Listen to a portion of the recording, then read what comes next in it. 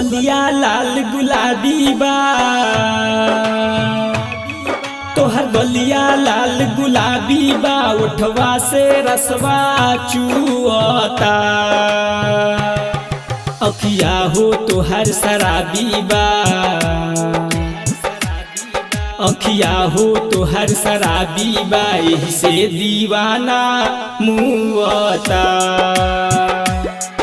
अखिया हो तोहर शराबी बा, यही से दीवाना मुअता। तोहर गलिया लाल गुलाबी बा, उठवा से रसवा चुअता। अखिया हो तोहर शराबी बा, यही से दीवाना मुअता। अखिया हो तोहर शराबी बा, यही से दीवाना मुअता। तोहर गलिया लाल गुलाबी बा,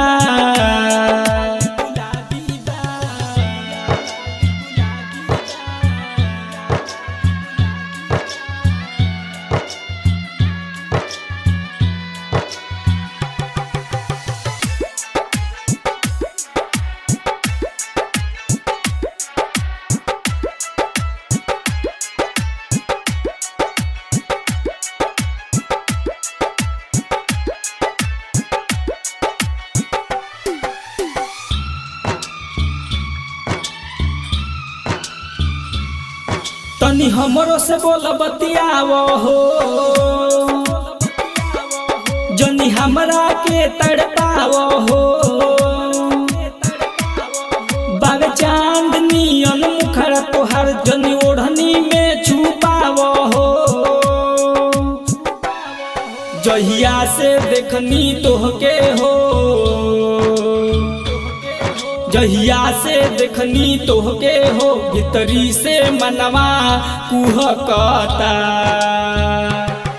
अखिया हो तोहर शराबी बा, अखिया हो तोहर शराबी बा, यही से दीवाना मुअता।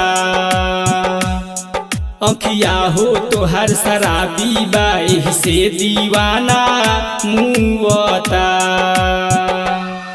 तोहर गलिया लाल गुलाबी बा,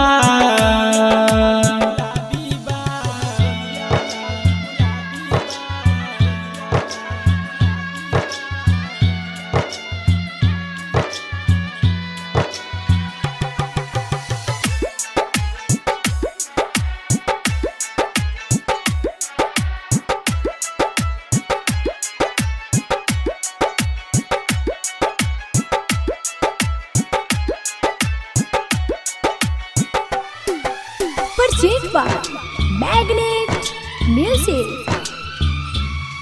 पवन परदेसी प्यार करेले, काहे जीतू जितेंद्र हरेले। सब दुश्मन बावे इहवा हमार, देखी देखी हो जरेले। रोही रोही मोर खीस बरे, रोही रोही मोरा खीस बरे, जब हवा भी तोहके छुएला। अखिया हो तोहर शराबी बा, अखिया हो तोहर शराबी बा, यही से दीवाना मुएला। अखिया हो तोहर शराबी बा, यही से दीवाना मुएला। तोहर गलिया लाल गुलाबी बा।